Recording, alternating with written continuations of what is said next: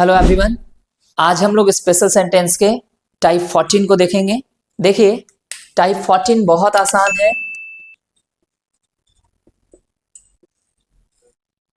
अगर आप बोलते हैं वहां पानी ही पानी है, ठीक है। इसके एफर्मेटिव रूल को देखिए।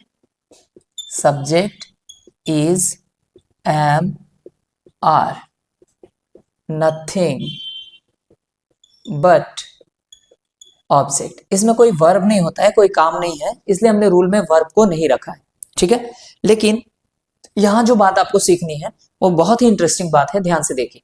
बहुत से बच्चे क्या करेंगे, इस सेंटेंस को ऐसे बना देंगे, there is nothing but water, there is nothing but water. लेकिन अगर मैं आपसे एक सेंटेंस पूछूं तो आपको पता चलेगा इस सेंटेंस में चैलेंज क्या है। एक छोटा सा सेंटेंस मैं आपसे पूछता हूं, एक राजा था। इससे पहले कि आप सोचें, मैं बताता हूं, अ किंग वॉज। क्या ये सेंटेंस पॉसिबल है? एक राजा था, अ किंग वॉज। तो आप कहेंगे सर नहीं, ऐसा तो हम लोग नहीं जानते हैं। हम लोग जानते हैं देयर वॉज अ किंग। अब ऐसा क्यों भाई? आप जो जानते हैं वो सही है, मैं जो बता रहा हूं वो गलत है। ऐसा इसलिए क्योंकि जब आप एक राजा था को अ किंग वॉज लिखते हैं तो भले ही आप हर एक वर्ड का इंग्लिश लिख चुके हैं, लेकिन ये सेंटेंस इनकम्प्लीट सेंस देता है। इस वजह से हम इसको सेंटेंस के रूप में एक्सेप्ट नहीं कर सकते। तब हमारे सामने एक इंट्रोडक्टरी सब्जेक्ट आता है। इंट्रोडक्टरी सब्जेक्ट क्या होता है? जब किसी सेंटेंस में आपको सब्जेक्ट के रूप में कोई वर्ड चाहिए जो उस सेंटेंस का एक्चुअल सब्जेक्ट नहीं, तो उसे इंट्रोडक्टरी कहते हैं। और इंट्रोडक्टरी सब्जेक्ट के रूप में हमारे पास दो सब्जेक्ट्स हैं, इट और देयर। इट का यूज हम लोग बहुत सी अलग अलग चीजों के लिए, जैसे समय बताने के लिए, दिन बताने के लिए, मौसम बताने के लिए, ऐसी अलग अलग चीजों के लिए करते हैं। उसका भी यूज पढ़ाऊंगा मैं। लेकिन जब यहां वहां वाले वाक्य हैं तो हम लोग वहां देयर का यूज करते हैं। तो ऐसे सेंटेंसेस में हम लोग देयर का यूज करते हैं। याद रखिएगा, जो देयर सब्जेक्ट के जगह दिखेगा, जो देयर सब्जेक्ट के जगह दिखेगा, उसका अपना कोई मीनिंग नहीं होता है, नो मीनिंग। और शायद इसी वजह से एक राजा था जब हम लोग बनाते हैं देयर वॉज अ किंग, तो इसका मीनिंग बस इतना ही है, एक राजा था, ठीक है। ये नहीं सोचना है कि देयर का मतलब वहां होता है, बिल्कुल होता है, लेकिन यहां पे नहीं। क्यों? क्योंकि देयर दो रूपों में काम करेगा। ध्यान देके देखिए यहां पे। पहला, सब्जेक्ट के रूप में। अगर वो सब्जेक्ट के रूप में काम कर रहा है तो फिर वो वहां को नहीं बताएगा, ठीक है।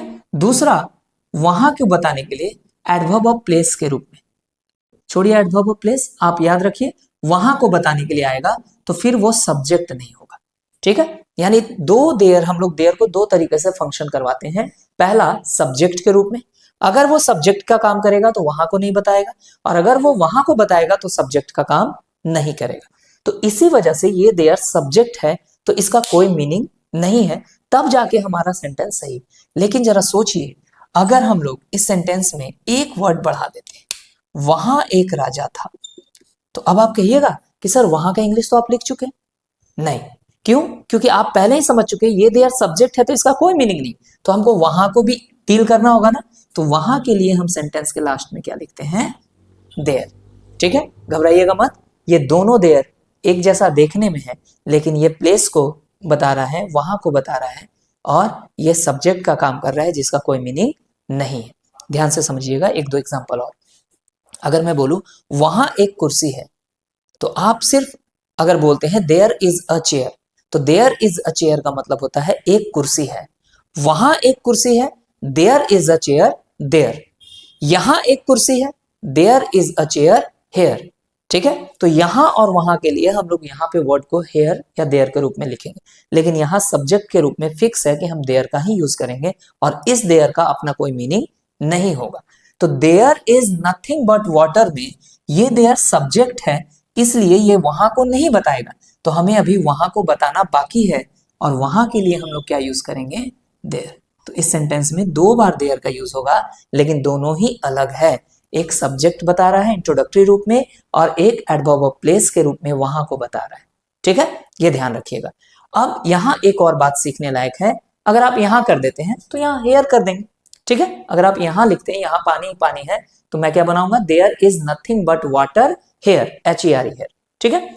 अब इन दोनों में इज ले या आर ले, एम का यूज तो नहीं कर पाएंगे आप, इज ले या आर ले, ये कैसे पता चल रहा है मुझे, मैंने देयर के साथ इज लगाया, यहाँ पे इज सही है, लेकिन कुछ एग्जांपल में देयर के साथ आर सही होगा, जैसे वहां पेड़ ही पेड़ है तो क्या लिखेंगे हम, there are nothing but trees there.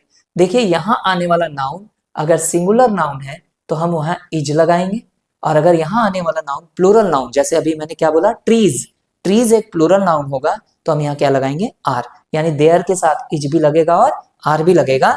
Depend करता है कि बट के बाद आने वाला नाउन कैसा है, सिंगुलर है या प्लूरल है, ठीक है। अच्छे से प्रैक्टिस कीजिए इन सेंटेंसेस की। देखिए ऐसा कोई काम नहीं है जो आप सीख नहीं सकते, बस सीखने की एक इच्छा होती है, और वो इच्छा जिस दिन आपकी स्ट्रॉन्ग डिजायर के रूप में आ जाए तो फिर आप किसी भी काम को बहुत आसानी से सीख सकते हैं। दुनिया का कोई भी काम हो हम लोग आसानी से सीख सकते हैं, बस सही लगन और मेहनत की आवश्यकता है, ठीक है। आई होप कि आप सही लगन के साथ मेहनत करेंगे और आगे बढ़ेंगे। थैंक यू एवरीवन, मिलते हैं अगले वीडियो में।